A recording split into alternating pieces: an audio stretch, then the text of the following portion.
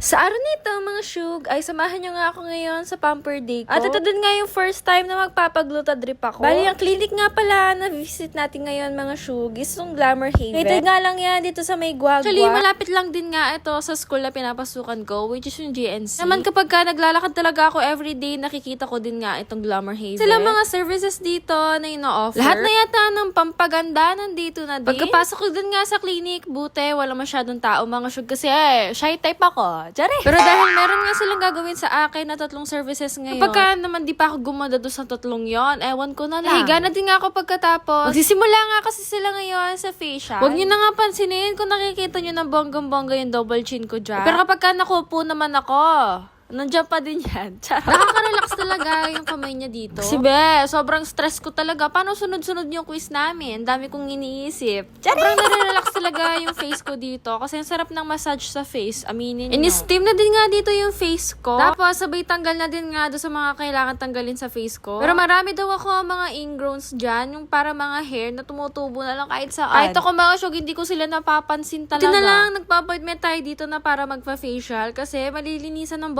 bongga yung face at saka itong freaking hindi na din nga yan bago sa face ko, kaya hindi na ako masyadong umiiyak. Mararamdaman mo talaga ng sobra yung sakit ng freaking kung meron kang pimples din kapag ka magpapa-facial ka. Titirisin talaga nila yan. Pero ito nga yung pinakagusto ko sa lahat kasi napakalamig talaga yan sa face. Namingaantukin ka na lang talaga. Tapos pagising mo, Disney princess ka na. Charis! Ito nga yung parang mask nila at make sure lang na hindi ka nga mumulat. Kumbaga pag sinabi nilang pumikit ka lang, after lang oras noon, mga shoe, nung tumigas na nga itong mask na nilagay sa face ko, syempre, aalisin nga nila yan. Tapos, see the result na lang talaga nun. Para ka ng baby face ulit. After naman neto, is yung kilikili ko naman. Diode underarm nga, yung papagawa ko ngayon. Syempre, kailangan natin yan para hindi ka mahihiyang magtaas ng kamay. Maganda din nga talaga nagpapaganito kasi yung pagtubo ng hair mo after nito is ninipis sila. Nga ito kasama ko, pinag-shades din. Pero anyway, ang kagandahan din nga talaga ng diode, mga syempre, hindi mo na need talaga na mag-shave ng kilikili o kaya mag-wax ng madalas. Bukod sa manibis yung pagtubo niya, sobrang bagal din nga ng pagtubo. Is this experience ko?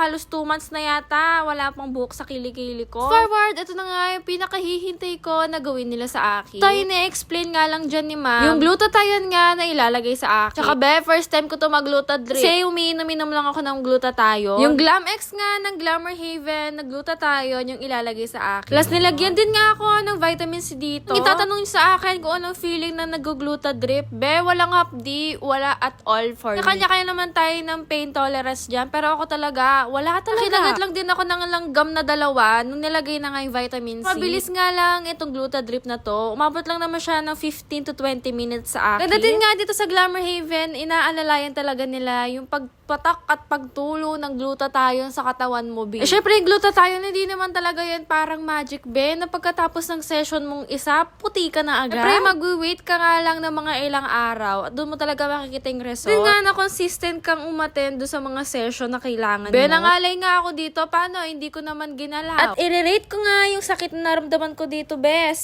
out of 10. Ganyan naman, nakakatawa pa ako dyan, no? Actually, pwede pa nga ako mag-TikTok, kaya habang nakasaksak yan. Baka every week, halos makita nyo na ako lagi dito sa Glamour Haven, nagpapaganda. At dito na nga nagtatapos ang ating video for today. Babu!